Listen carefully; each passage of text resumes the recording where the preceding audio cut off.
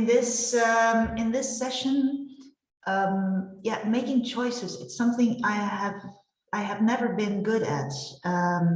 But horses help me to regard it in a different way and to gain more insights about it. So in this session, I will briefly introduce myself for the people who only just arrived, and then take you to two videos to find out more about, hey, what can we learn from horses. A very short word about myself. So I'm living in Belgium. I'm a trainer and a coach there after having been a teacher for 14 years. I studied Germanic languages, got intrigued by horses as a child, was only allowed to start riding horses when I was 13 years of age because my parents regarded horses as dangerous and for the rich people, and I couldn't ride. But when I was 13, I started doing so. And then eight years later, when I was 21, I realized that I had been riding horses for 8 years without knowing who they actually were. And it was a randonnée in the French Pyrenees that we were riding horses that were in their natural biotopy in the mountains, but for us people, it seemed very dangerous. But we had to completely rely on the horse because it's their biotopy. They knew what choices to make, what direction to go, how to take that obstacle from the left-hand side, from the right-hand side. That was what we were told. If you want to be alive in 10 days, trust your horse. Okay, trust your horse's decision. And it intrigued me what kind of bond I got in 10 days with that horse that I never knew before. And so I wanted to learn more about horses, their psychological needs, how they regard the world, etc., etc. And so that brought me by a new way of working with horses, not by controlling them. Looking back, what I had done, or I was taught to do so in the riding stables that I attended as a child. Also not out of conditioning, teaching the horse, training the horse, conditioning the horse. It works. Horses have a very good memory, so it's easy to train a horse. But then you have contact with, in my opinion, in my experience, with the upper layer, the surface layer. You can push the buttons and it works. But I was taught how to establish real contact with a horse by really understanding their needs as a prey animal, as a herd animal, etc. So that's what I started doing in 2010. I became a self-employed trainer and coach. And since then, I'm applying what I've learned from the horses in the workshops I give with and without horses. Most of what I do is leadership workshops within universities and research institutes. And I love to give people the experience of working with real horses, but I cannot take my horses anywhere over the world, and not all the world can attend my horses. So we have found other ways to spread it. So when I learned about solution focus back in 2016, it was purely recognition, like, hey, but I know this. Horses have taught me this, and because in nature, solution focus is omnipresent. Everything in nature is to some extent solution focus, because what is not solution focus gets extinct in another way. And so also making choices is really for people. We will look at some differences between horses and people, but it's so different in how horses and people make choices. And bottom line, we make making choices often so difficult, but in the core, it's so simple. It's not easy, but it's so simple. And that's the core essence of what horses taught me. Everything in communication, in leadership, the core is so simple, which makes it so damn difficult. But if you can go back to the essence, it really helps. And at least Have I become very good at making choices? No, but at least I'm more aware. That's something like that. So, what are we going to do? Where's my presentation? Yeah, a kind of program, let's say. Yeah. So I give you some background information on some aspects of natural horse behavior that link to the importance to becoming better at making choices. And that is the importance of direction and the importance of having your attention 360 degrees. And then there's an interactive sessions with 2 videos I want to show you, and an introduction of the connective clarity model that I described in my book. 2 years ago, I wrote a book about my findings about the relation between solution focus and natural horse behavior. We'll show my book as soon as I stop screen sharing. It's about connective clarity is the title. I can immediately do it now. So connective clarity, when horses invite you to take up authentic solution-focused leadership. It's available via Amazon, also in Dutch if you want to, but I think this one is most appropriate. It depends on what choice you want to make. So some slides here. There are some general differences regarding defining direction amongst horses and people. Horses always go somewhere, even when they flee. When they are attacked by a predator, for example, the first few meters, they are running away from the predator, of course. But very soon, they switch again to where do we want to go? Because if you flee with your attention backwards to what you're fleeing from, you might get into a very dangerous situation, because then you might get stuck at a place where you can't move on anymore. So it's very important that even in very stressful situations, you keep on looking for the safe directions. Horses do that automatically. People can often describe more easily what they don't want than what they do want. What do you want? Not this, not that. Yeah, but what do you want? Because nature doesn't understand no. If I ask you right now not to think about a pink rabbit, the first thing that pops up your mind is a pink rabbit.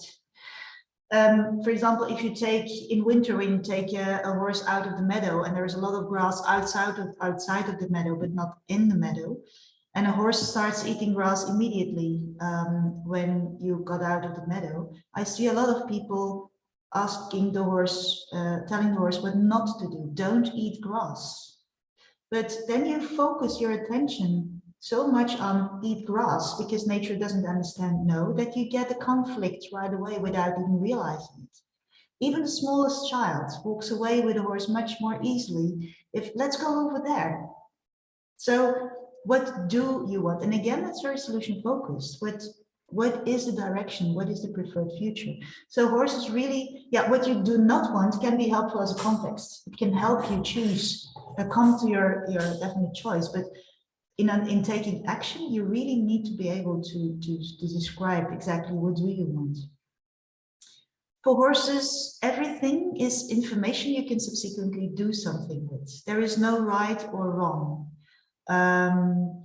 And for people, we often contemplate a lot of the choices, because we must make not only a choice, but we must make the right choice. And because if it's not right, it's wrong. So that might give a lot of stress. And horses, if you go left, and that doesn't, they really go left. And if left doesn't seem to be the right option, then okay, then that's information. They don't say, oh, damn, I should have got no. Then in that here and now, they take another decision. So they are very much in the here and now and do what is needed with what is needed. And every choice has consequences, but you don't have to think of all the consequences beforehand. You cannot think of all the scenarios. So be very yeah, they're always in a very alert state. That's why we'll also dwell a little bit further on the importance of having your attention 360 degrees. But there is no right and wrong in nature. There is what it is and what you make of it. And horses choose and act accordingly. A choice, an action. People often drive, I call it the roundabout of indecisiveness. Is this really, would I do it? Will I really be able to do it? Won't you become mad, etc.? And I use that metaphor because if you keep on driving on the roundabout, you run out of fuel, getting nowhere. Because I haven't seen any fuel station in the middle of a roundabout before. So it's like, and horses, yeah, horses make a choice. And if this doesn't seem the right choice, then you do something else. But get off the roundabout of indecisiveness. That is really something that that I learned. In order to be able to do so, well, we often want to make choices before we have an overview of options. We don't make choices out of fear of what might go wrong. But in order to actually make choices, you need to have an overview of the options. And it's for horses, it's really a necessary state of mind, and you will see it. You can see it through their ears. Their ears are constantly pointed at where they have their attention, and you will see if you next time you come across a horse, have a look at its ears. These ears will not be focused for too long on one certain spot, because if you focus on something in front of you, you might be attacked by something behind you. So horses have taught me the difference between focus and having your attention 360 degrees with accents in attention. Of course, when there is something, and we do that, we all do that when we are driving a car, then that's when we do it. We can do it. We can, our eyes are in front of our heads, like it's the case with all predators. So we only see the 180 degrees before us, in front of us. Horses have an almost 360 view. So for them, it's easier to have their attention 360 degrees, but we can do so. For example, when we're driving a car, we know exactly what's going on, if all's well, what's going on around us. And that's really important. So activate your radar, see the options on the, and then deliberately choose out of, okay, what's the best thing to do, and not out of what to avoid. I'm going to let the horses tell you more about that. I'm going to stop share this for a minute. So it's a video on the most important condition to be able to make choices, and that is having your attention 360 degrees around. It's about 1.5 minutes video. And here we go. Have a look at her ears. Viarda has her attention 360 degrees and she's not at ease. Her attention is drawn to something behind her. Still, her ears show you that her radar keeps on working. She stays in contact with her surroundings. Her attention shifts. She now pays more attention to something in front of her. Still, her radar visibly keeps on scanning 360 degrees. How about people? Unlike horses, we do not have ears that are fit to continuously scan the surroundings. However, we do have a radar, an innate, natural state of alertness that we could become more aware of. What difference would it make if you had your attention 360 degrees more often, with extra accents of attention? What other difference would it make? And what else? Suppose you have become good at consciously making the choice between focus and having your attention 360 degrees around you. What difference would that make? What other difference would that make? And what else? Every time you answer the solution-focused and what else question, you are cranking your radar. Enjoy finding opportunities.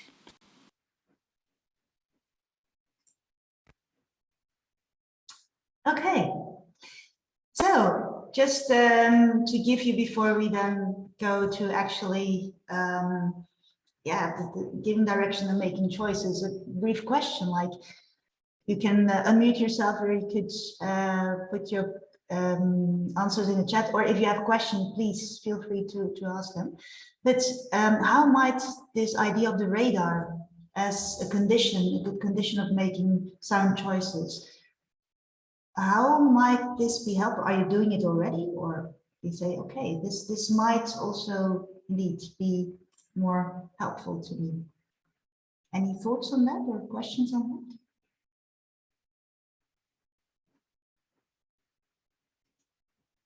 that? Gives me the opportunity to take a sip of my water. I was just, oh, sorry. If someone else was saying something, then. Go on, Christiana. Okay. So I was just thinking how to manage this, like the holes, because I was just thinking when I focus on something, my energy and whole interest is on the focus, but doing at the same time these radar thing. I'm just checking it when I look in my room. Yeah, so it needs somehow a different kind of attention. Mm-hmm. Yeah, is what I experience. Yeah, that and I recognize that in the first moment it's really tough for me and kind of exhausting. I recognize when I have to focus and radar at the same time. When I do it, I just tried it out, I get a little bit of headache. Indeed. Yeah, so it's amazing that horses are able to do this at the same time. I don't know about others here in the workshop, but for me it is like this. Let me tell you, because that's interesting about focus and attention. In nature, animals focus far much less than we do. Focus requires a lot of energy, and energy is always only spent when needed. A predator will focus on its prey, chasing it. Otherwise, that would be really silly if you don't focus on your prey. But as soon as the prey is caught or not, they go back to their 360-degree state of mind. We focus far too often. And we could do, looking at the time, yes, going to do it. Let's do an exercise that will show it. I do it very, very briefly, but choose a point, not on your computer, but somewhere in the space where you are. Choose an object or something that you will look at during the exercise, throughout the exercise. And I'm going to first ask you to focus your eyes. It's all about your eyes in this exercise. Focus your eyes on that object. You really, with focused eyes, you look at that object. And while doing so, while focusing on that object, experience what happens to your breath. What happens to potential tension in your body?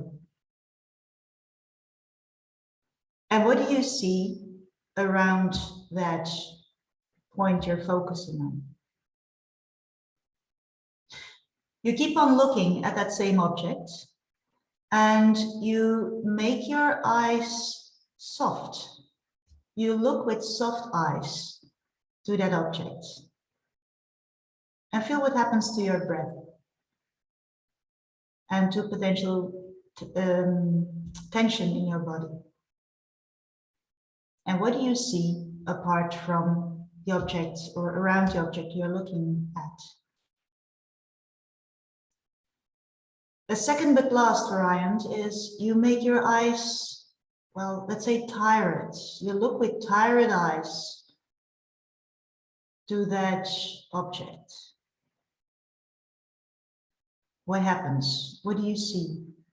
What happens to your breath? What happens to potential tension?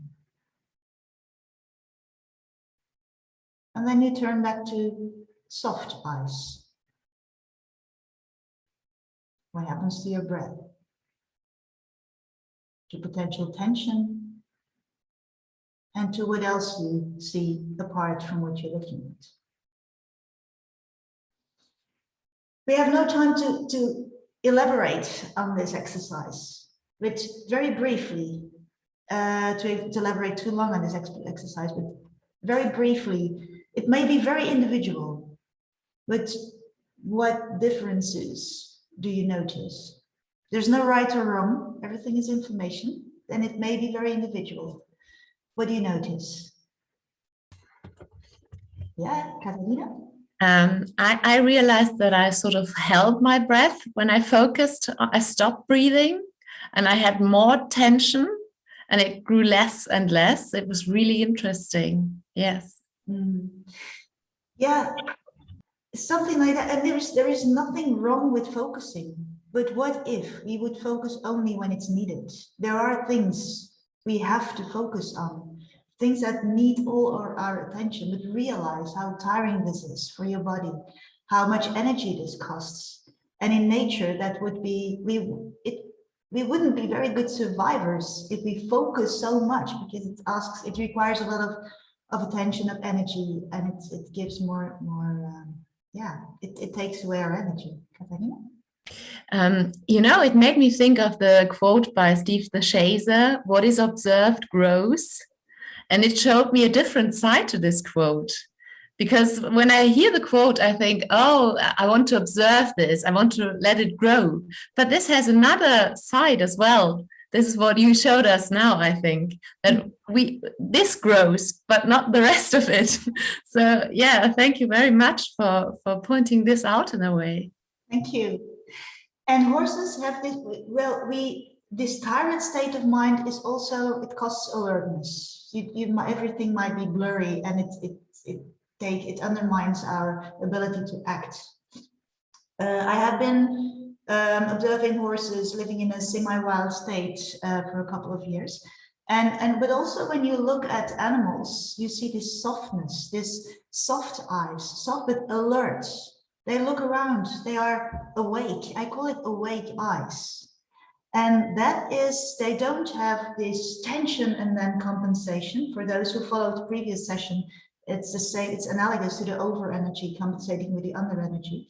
They are in a constant state of alertness. And to come back to what you started with, Christiana, indeed, it's for us to focus is sometimes needed, but realize when you focus, and you might use your eyes as a checkpoint. How am I looking at things? And how to get in that more alert state by very small steps. Listening to, take a moment to listen to the sounds around you, also the sounds behind you, the sounds of your own breath. Feel your clothes against your body. Look away from your screen and look for things that you haven't seen before. Just look around. So your senses can help you to open up again and get out of focus. And also while driving a car, you're doing it. You're looking there, you're having an extra accent on the direction you're going, but in the meantime, you sense, you hear, you feel, I hope not when riding a car, because then it's too late, but you are aware of what happens in your surroundings. But yes, indeed, Christiana, we sometimes have to practice it more again, but use your sentence to open up, and don't make it too big. Just look around, listen, and a few times a day, check your eyes. How am I looking at things? Yeah, and really a big thank you. I wasn't aware of this. Mm-hmm. Yeah, I think I did it automatically, but I never thought that when I focus that I'm not really breathing fully anymore. Mm-hmm. Yeah, and that it's kind of a tension in my body. I have never recognized it. Yeah, it's really an eye and breath opener. Breath opener is perhaps the right word for it. So big thank you. You're very welcome. You're very welcome. And that is the power of working with horses. I'm always working in a very experiential way, and you cannot undo this. So you've experienced it, and this is what your body will recognize. I have just one more question. You work a lot with horses. Did it change your personal breathing?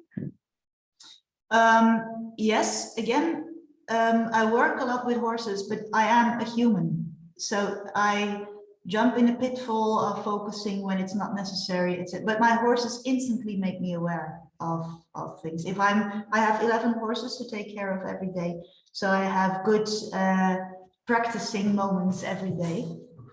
So that helped me remind. So I have to remind myself, and even working with horses, I'm being told where I am, let's say. So yeah. So that is because imagine that it's coming back to making better choices. Imagine that you make choices out of focus. It's so minimalizes your palette of options because you see only one part of the world. So step one, have your attention 360 degrees. Over to direction now.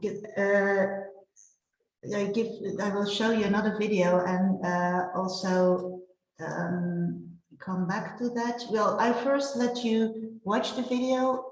This is the link to it if you want to have a look at it after this session. So some core elements of the video I'm going to share with you now. I first let you watch it as a whole, and then I will come back to the video because the part in which I work with a horse might go a bit too fast. What you will see in the video is the importance of clarity. So have your choice clear for yourself before you can clearly communicate it to the other. That is, and also to choose is to create. We'll come back to that. I will share the video. It's a little bit more than 1 minute. I will now first share it as a whole, and I will come back to the part in which I work with a horse to give a little bit more explanation, but I will first share the video.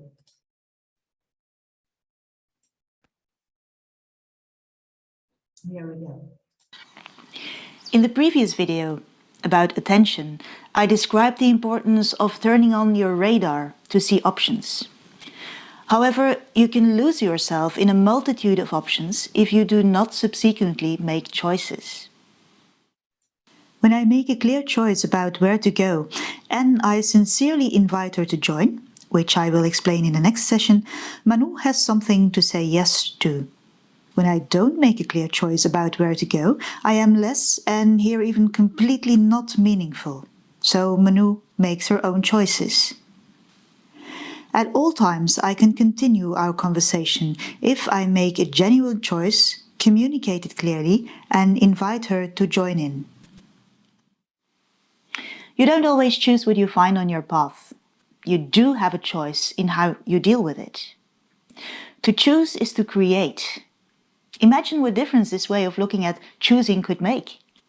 Good luck.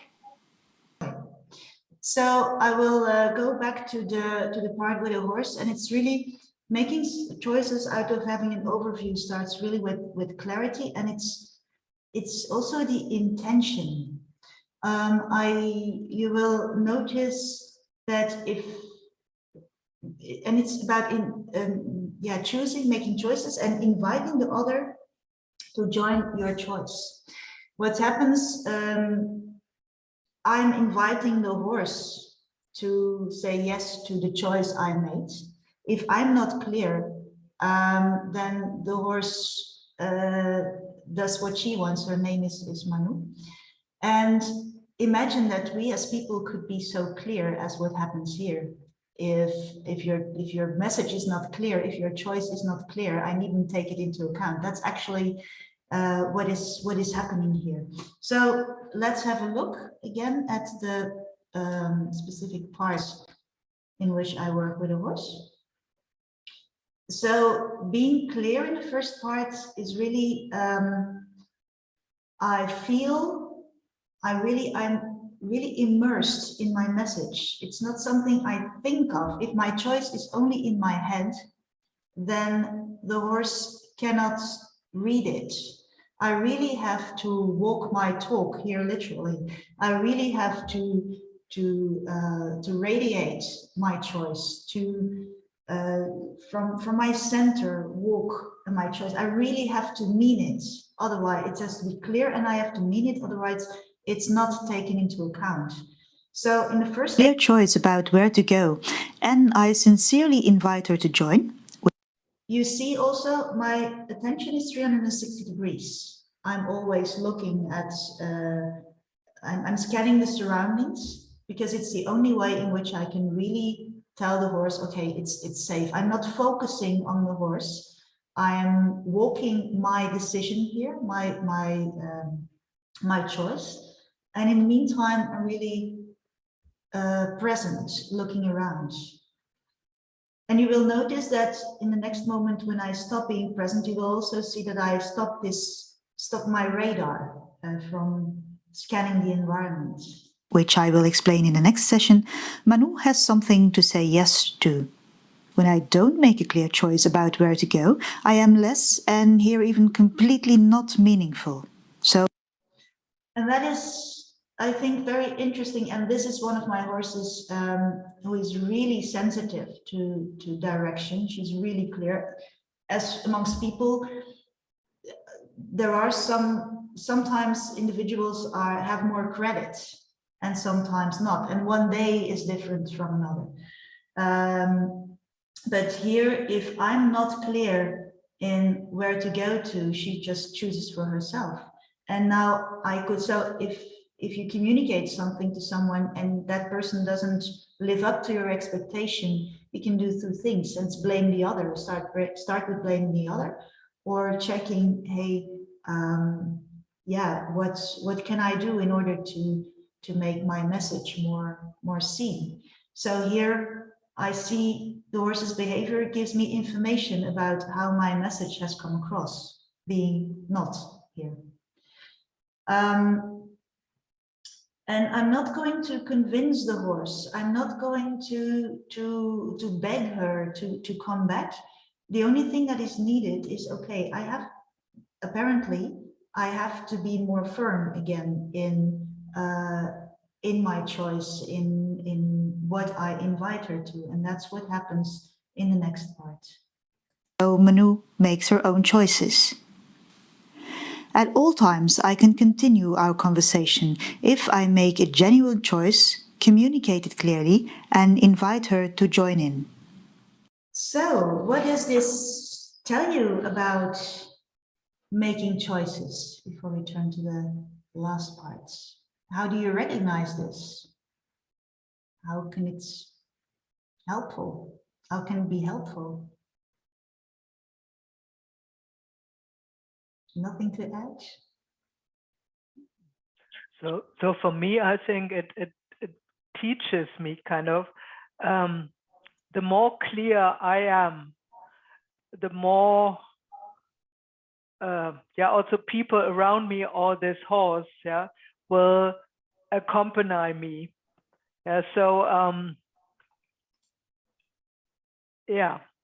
that's it. I remember that we worked with a horse once during a retreat, and the horse reaction was so clear. When I wasn't clear, we beated me in my back a little bit, but I wasn't clear, and I recognized it immediately, and I think it's also a very good example of raising awareness to check how clear we are also with our friends or colleagues around us when we want to achieve something. yeah, and they don't follow, yeah, and not to be pissed off or whatever, but first check if we had been clear in telling them what we want and where we are inviting them for. Yeah, and I think this is also very interesting to me, that it's not that I press someone like you did with the horse. It's an invitation, even when I'm clear. And I think this is also a difference, because it's more this co-creation and invitation, and not that I want that you come. Yeah. So and this is also very interesting when you showed it in the video to me. So yeah. Yeah, it's not about pushing or I told you, yes, I told you, yes, I was clear. Yeah, apparently you weren't. And indeed, Katharina makes the links to tango. Yes, it is. It's a kind of dance. What is needed in order to not, it's not about the form. Tango is not about the form. It's about exchanging energy and inviting, yeah, the other on your energy. And you ask a question, how can we find this clarity? Well, going briefly back to some slides of my presentation here. Okay, just a minute. Before I do so, I briefly want to introduce, I also introduced my colleague in the previous session. This is what it's about. Making choices should feed also your resilience, because, and it's that clarity. You talked about, Christiana, is a core essence, but then connective clarity. Like you also check whether your clarity, whether what you regard to be clarity has come across. And so this is for me the symbol of how I want to be in the world and what I want to guide people to, and also what horses taught me. Being very resilient, also if their choices are questions, they don't start a reactive mode. They bounce back. They keep their attention 360 degrees. And if questions, look at its face and listen to its music. Yeah, keep on seeing the lightness of it. And what has this little tumble clown to do with Katharina's question, how can we find this clarity? Therefore, I go back to my PowerPoint presentation, some slides. This little clown has turned into a model of connective clarity, and it's like we often feel like our choices or making choices is very much dependent on circumstances. And circumstances can be other people, how busy it is at your work. So making choices is difficult in our opinion because there are so many things to take into account. And that's when we make choices in a more reactive way. We are dependent on our context. What horses taught me that making choices, to choose is to create. By making choices out of having an overview and really feel like making choices, the choice to make is something you really, it's something you really want to do in this moment, maybe in the next moment something else. You can really create your own environment. And you can focus more on the green arrows. And how can you do this? This is, I turned my little clown into a model of connective clarity, and let me translate it to making choices. There are 3 parts. The first thing is take time. Making choices sometimes takes time, because what is the palette of options you have to choose for? So before communicating clearly to the other, make sure that to some extent, it doesn't have to be completely clear, but make sure that you can say yes to your own choice, even minimally. But so wipe out trying. I'm going to try to do, trying, what is it? I can say that right now I'm trying really hard to get up from this chair, and tell me I'm not. Yes, I am. So trying, either you do it or you don't. So write out trying and find a way to have your message clear for yourself and to really be immersed, to really mean it to some extent. Maybe not 100%, but you have to say yes to your own choice. The next step is there is no right or wrong. The only thing, making a choice has consequences. Yes, but trust that you can also deal with the consequences. You cannot know beforehand what is the very best thing to do in every situation. So regard everything with the mindset, oh, interesting. This is different from what I had expected. It's different from, not it's wrong. Oh, you did it wrong. Oh, that's a choice I would never make. Instead of, come on, are you serious? Or, this leads to something different than I had expected, instead of blaming yourself. And I can give a very brief, sometimes you might need other people for that. Yesterday morning, with these different time zones, I'm in Europe and I was completely, there were no dates on the tablet form. And yesterday morning, for some reason, I thought, shit, I missed my own workshops. I was suddenly convinced of the fact that my workshops had to be done yesterday. And my first, I'm a human, my first thing was like, oh shit, blaming myself. How can I be so stupid? And I needed another person, my colleague who's co-organizing the soul retreat with me. She put on my radar again because my radar got completely stuck. Stupid me, I'm too late. And so someone else helped me see, but Wendy, look, these are the facts. You are not too late. Okay, so sometimes you need other people to do so. So everything is information. There is no right or wrong. Thank you, Katarina. Oh, this is so helpful. You also thought they were yesterday. So okay. So and it's okay. So and even if I had I would have really cursed even if it had been true. Then immediately I thought, okay, what can I do? I can still give these workshops and for myself, record them and send them in, and etc. So get out of the blaming mode. And then I will show it in more detail. There are some things to take into account that horses do by nature, that humans once also did by nature, but now we have to pay more attention to that. And that is, we have to keep our attention 360 degrees. I'm going to try to put it in the chat, but it seems just a minute.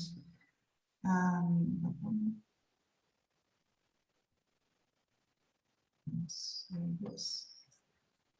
They will provide a little bit more.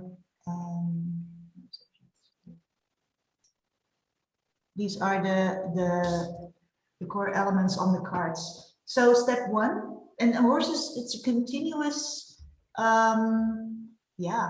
moving around.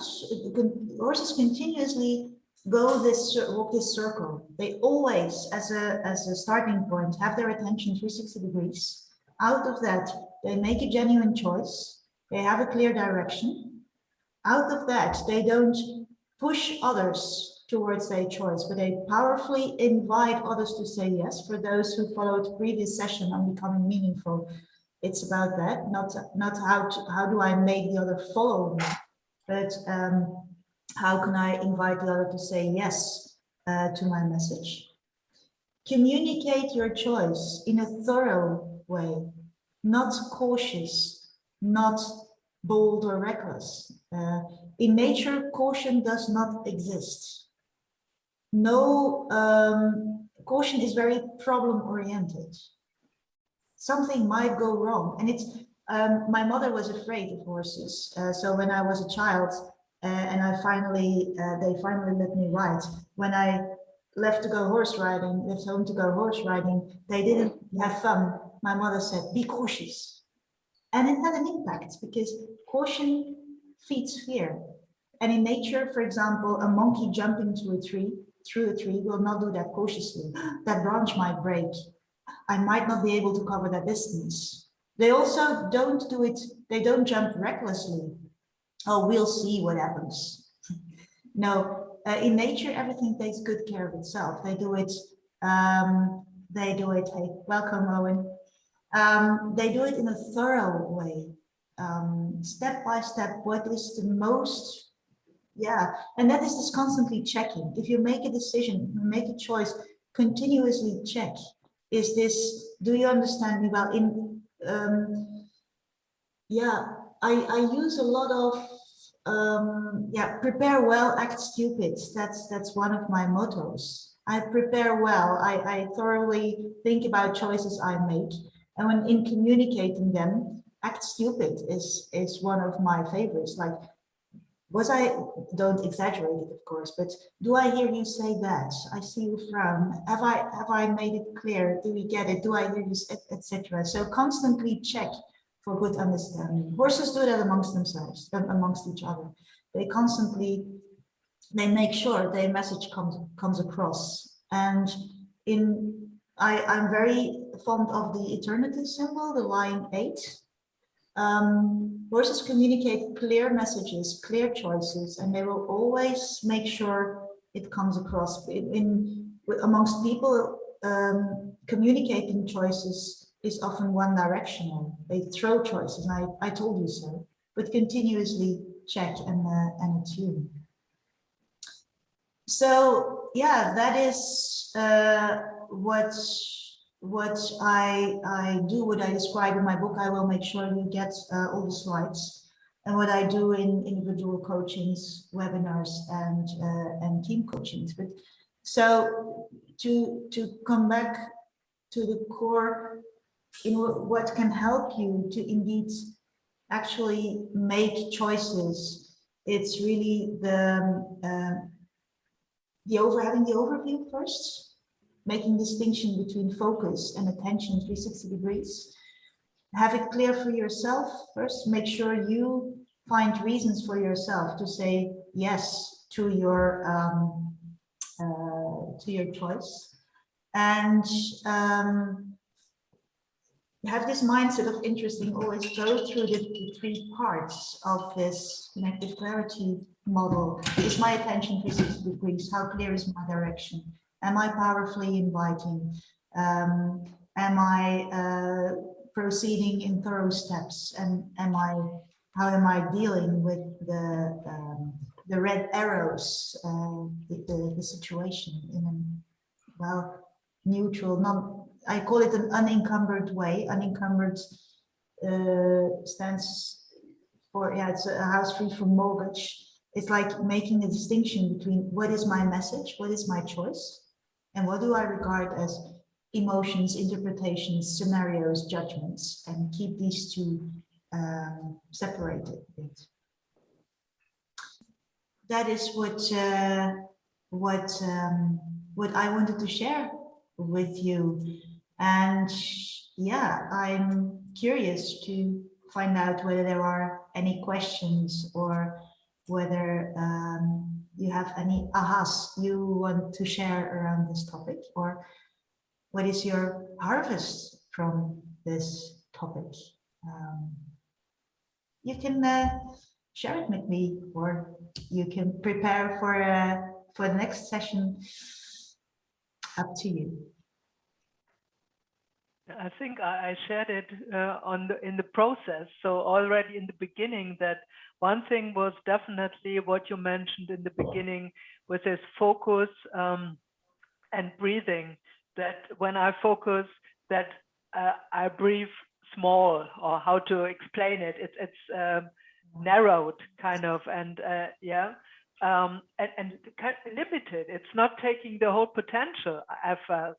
So this was very interesting to me. And once again, the clearer I am, the more I get back what I want. Mm-hmm.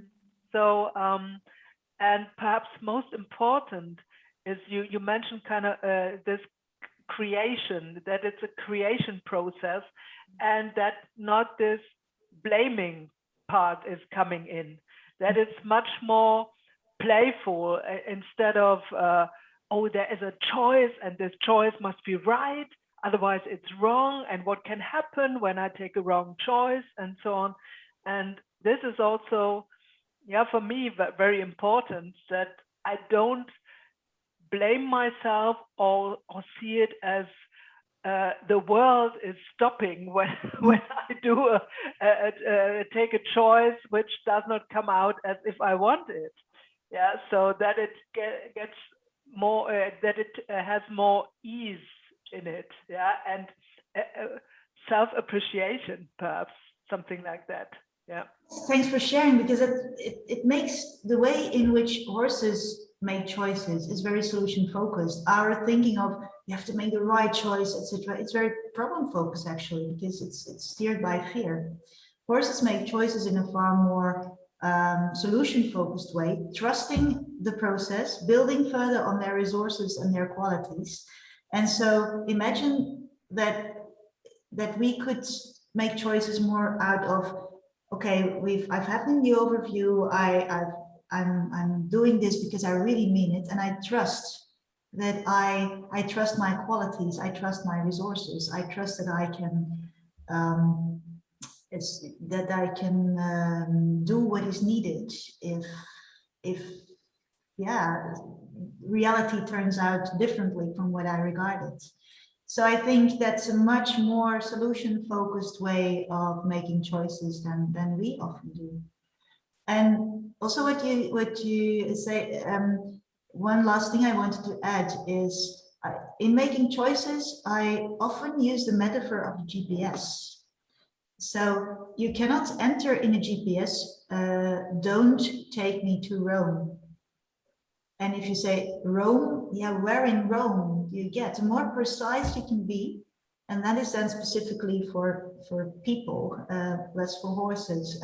We do not do that deliberately, but the more specific you are, the higher the chance that you actually get where you wanted to go. So, and that's in that I recognize a lot